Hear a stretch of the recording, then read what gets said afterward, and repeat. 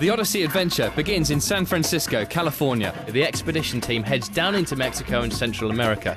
They continue driving to the tip of South America, where the cars catch a ship to Australia.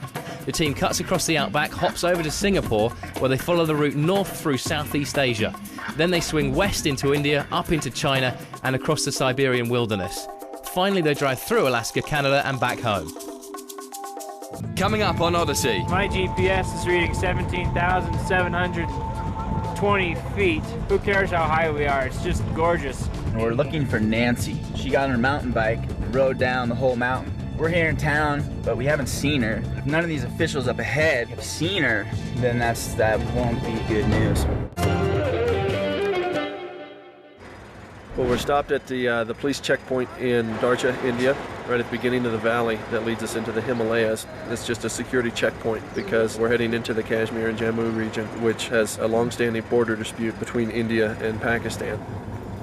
Thank you, gentlemen. Have a good day. Okay. Stay warm. Nice puppy. The team begins their ascent into the world's highest mountain range, the Himalayas. Over the next few days, they will reach altitudes of over 18,000 feet. This rapid climb causes concern about team members getting AMS, altitude mountain sickness. When we went up on these mountain passes, altitude does strange things to you. The funniest thing was at the Barchala Pass, it was like everybody was drunk, everybody was loopy. We were lucky to keep ourselves able to drive, but seeing the rock formation, seeing the Himalayas, seeing the veins in the rocks, and they were just this way, that way, the other way, just this active mountains. It was just amazing being there. So we just arrived at the second highest navigable road in the world, and it's about 17,582 feet. It's called the Taglanga Pass. It's the first snow we've seen in 10 months. Makes me want to go snowboard. Shanda! How you feel? A little bit of a headache right here. Right there hurts a lot. But we'll be heading down lower soon, so hopefully it'll go away. What is your name? My name is Cherimotip. Cherimotip. I am Chanda. Your name? Chanda. Chanda. Yes. Yeah. He takes care of this post, and he's working on a blanket. Do you have family? Family? Yes. My family in Ga. Village Ga is Taglang is go. It's in a different village. 30 kilometers my village. Oh, Yeah. okay. So you're here just to work, I'm and you go home to your family. Yeah. Yes. Good. Yes. Bye. Thank you. Bye. Thank. Yeah. Very fun picture.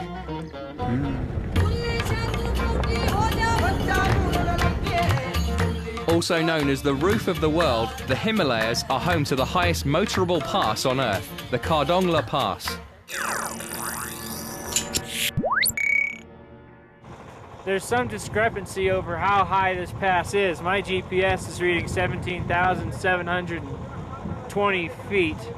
But this sign right here, as you can see, says we're at 18,300 feet. Some beautiful views around here. Who cares how high we are? It's just gorgeous.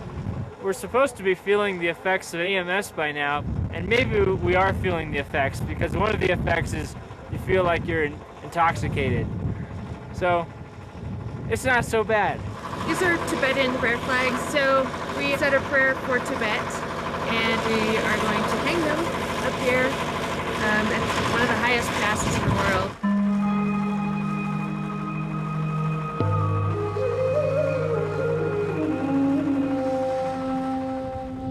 These guys are all with the military, the Indian Army, and they have, they're born here, they got lungs, they can come up here and stay here forever, and they could do complex math if they wanted to.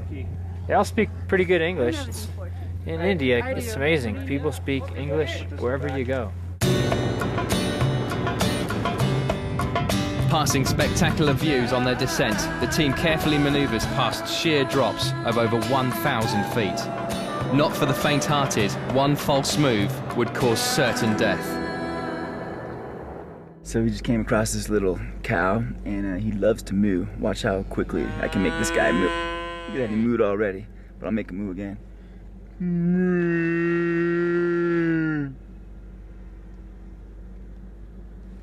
on, buddy.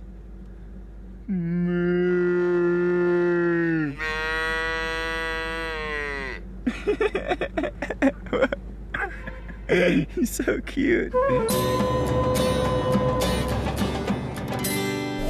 right now, we are in Manali, and we're looking for Nancy.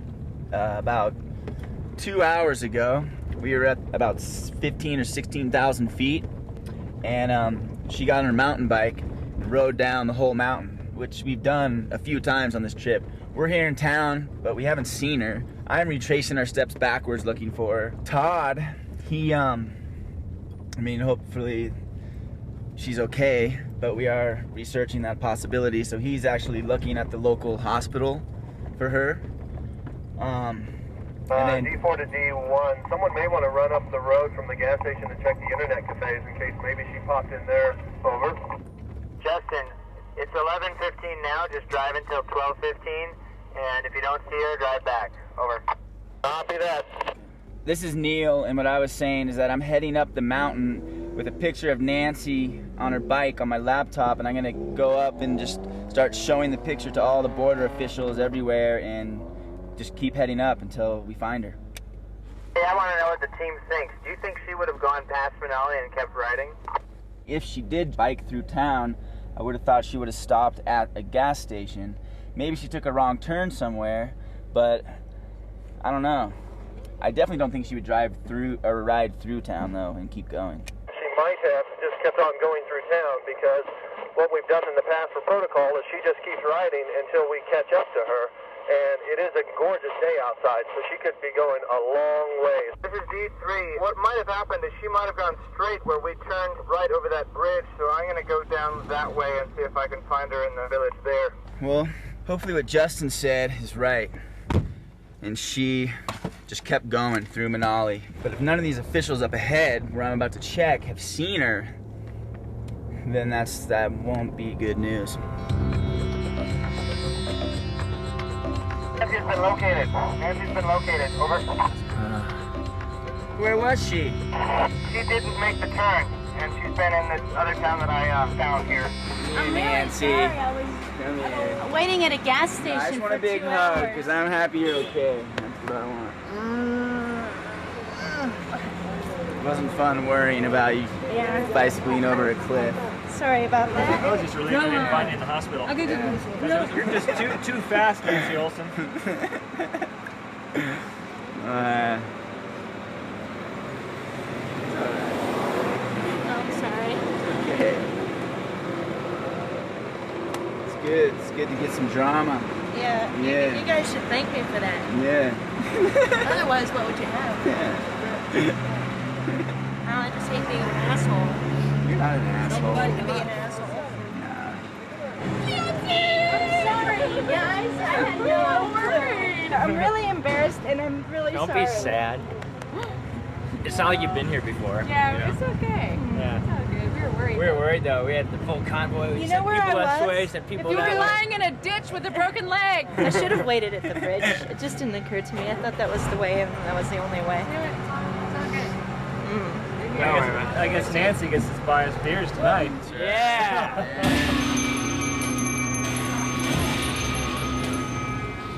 Coming up, the team goes to Pakistan. Totally watch your back, because some people don't like us, and there's nothing we can do about that. You looking for bomb? Yeah. Unable to drive through Nepal to China, the team reluctantly prepares to travel through Pakistan. So let's just be really alert while we're there. You know, totally watch your back and watch your buddy's back. And if you see anyone that doesn't look like they like you, get away from them. Smile at them. Smile at them. There you go. That's even better. But then get away from them, because some people don't like us, and there's nothing we can do about that. The people at the consulate can't even have their own family visit them. I'd appreciate it too when we're walking around Pakistan if y'all just keep your distance from me. I don't want to associate me with you guys. You know? Neil, look at that. Y'all go down. Neil, where are you going? Where are you going? Shanda's going undercover. Nat Geo. I know how to do. Look at that. So I'm going to be leaving the expedition in about 3 weeks, just under 3 weeks. My younger brother Chris is getting married in Kansas City. I'm going to be leaving the team from China, but I'm looking forward to getting home, having some food. I don't even know where to begin. You want some beer? No, thank you. I would love some beer, but I can't. Very cold, very chilled beer. He's wait have your custom immigration at the time. So much time. Very cold and very chilled beer.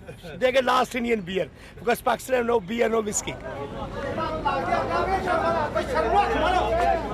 So right now I'm standing on the India and Pakistan border, and what you see here are all these guys carrying crates on top of their head. And once a day is when India and Pakistan do their trade. And so all of these guys are hired. They carry goods from Pakistan across the border into India and vice versa.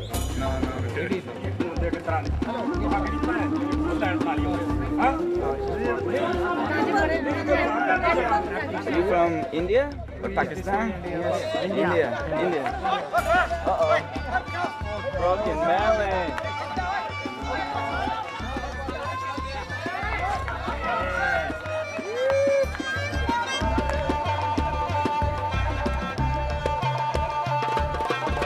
Now that we're in Pakistan, all these guys, the Pakistani guys, are all wearing gray. Nancy's upset. Nancy's just a little upset because she's being forced to be a woman right now, dressed up like this. Mister? Nothing says we have to wear this, but it's more respectful for us to wear it, so here we are, and I'm looking my best. We've been traveling together for many, many months, and this is actually the first time I've been seriously attracted to Nancy. Oh. Yes. That's because he can't see me. I feel so flattered. Go away. And what I'm wearing, keep in mind, isn't even good enough. Because you can see the outline of my breastages. And, well, what I have, so. Anyway, I have to cover up like this. And my hair is under wraps. And you can see my butt a little bit, which is also not acceptable. We just crossed the border at Wagah, and we're heading to Lahore, Question from D4, are we now? about 40 kilometers away. I was actually a little bit nervous coming into Pakistan, but right now it seems very mellow. Or some of the towns that we're going to drive through where bombs have gone off and stuff, like Islamabad and things like that, it might be a different scene. Stop, please do not take risk. A terrorist is the enemy of all. Do not touch any unattended thing like briefcase, suitcase, bag, or shopper. It may be a bomb. You looking for bomb? Yeah? This is gonna be a very interesting 4 days, or however long you stay in Pakistan. As we headed toward China, we got to drive one of the world's most famous roads. It's now called the Karakoram Highway, but in the past, it was known as the Old Silk Road, used for trading between China and Pakistan and the lower Indian subcontinent. It takes you through these sweeping valleys, and you're surrounded by 4,000 or 5,000 meter peaks. It's just one of the most breathtaking places I think you can ever take a car.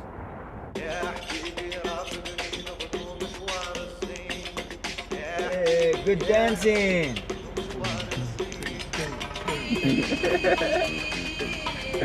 Hello.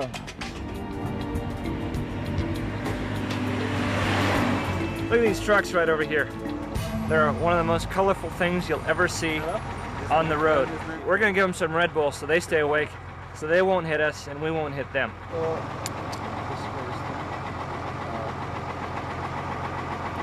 Actually, he's skating about inside, maybe something. I tried to my best, but he's not. He's a bit suspicious because he thinks something's in it. Here, it's Muslim, so they're very concerned with alcohol or any kind of drugs or anything, especially truck drivers.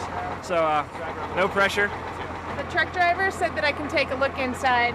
I think all this stuff probably keeps him amused while he's on the road. Like there's a party going on in here. That's the horn right there. So there's a lot of detail in every part of the vehicle. Apparently they take the trucks into workshops that decorate all the vehicles. They put on tin moldings and they have artists come in and paint up different designs on the cars. Up next. We just got deported from China. punishment is being deported. Unfortunately, we have no idea what we signed. Then it's back to Pakistan for some relaxation. Feels good.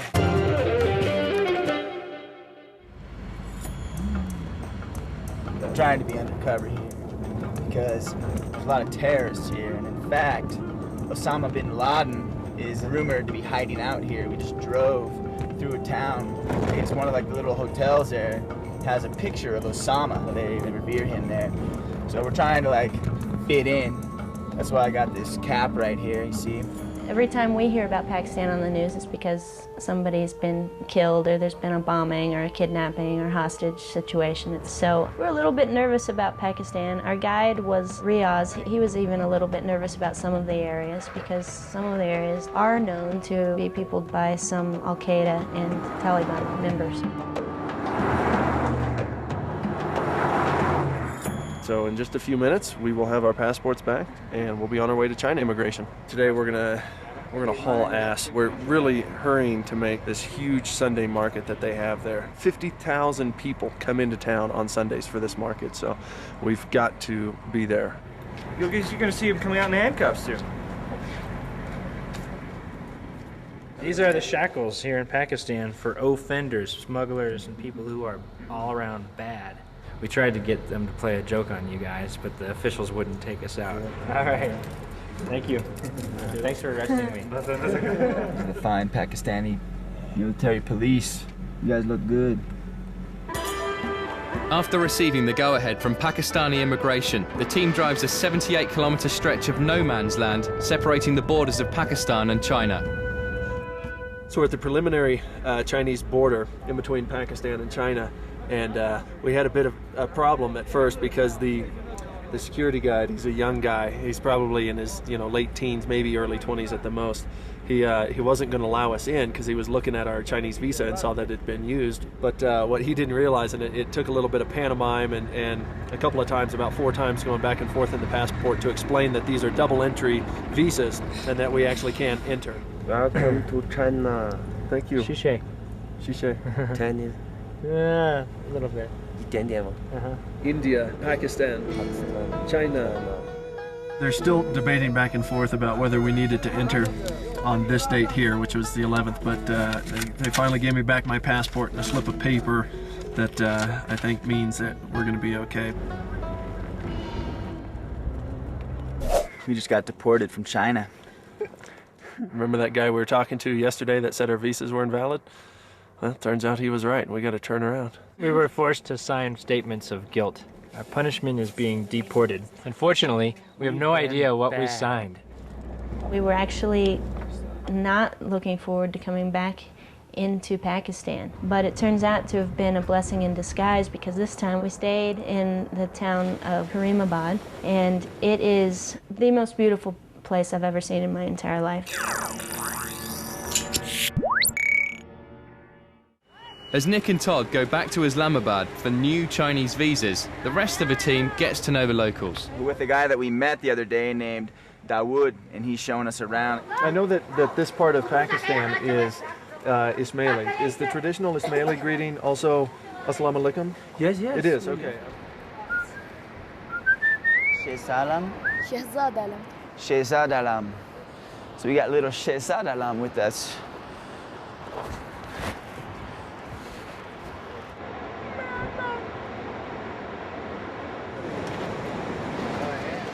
Oh shit, that's hot. Woo, it's hot. Is that right? Oh, a little bath. This is a shower. Wow, that's cool. There's a little shower here that the people in the town come and use. Hot? Yeah. Oh, yeah, dude. Yeah. This is the best shower we've had in like months. It's outrageous. Oh, feels good. It's really hot. It's like getting in a hot tub when it's so hot it stings, but then you kind of get used to it. Don't use up all the hot water. Let me just wash the pits really quick, all right? It's definitely the best shower I've had this whole trip. The water is actually kind of silky smooth, a lot like a sulfur spring in the United States would be, but it's not nearly as bitter and it doesn't smell. It's actually quite refreshing and quite nice.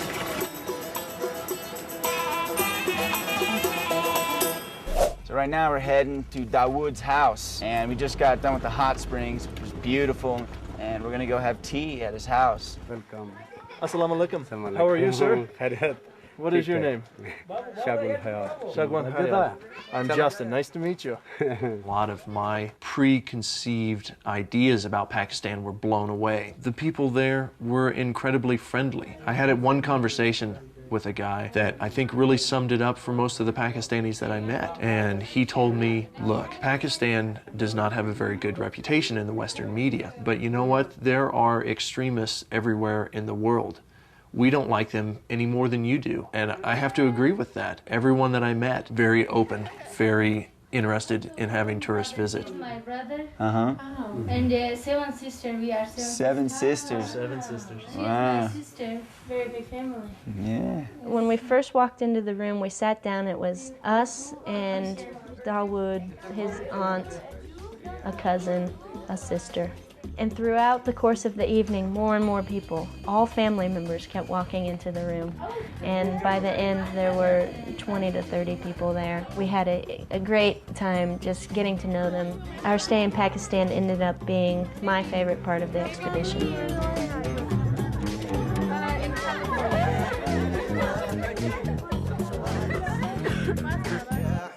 On the next Odyssey. Here in Kashgar, and this is the livestock market. I kind of feel like we've gone back in time. Kashgar is famous for their knives. Hey, what are you doing? We're on the threshold of Russia right now. Napoleon got stopped by Russia, and hopefully we won't.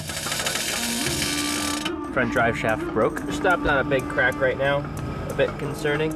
I have a flat tire. It gets really cold here. It's really cold here right now. We're all gonna die. For more adventures, visit odysseyshow.com.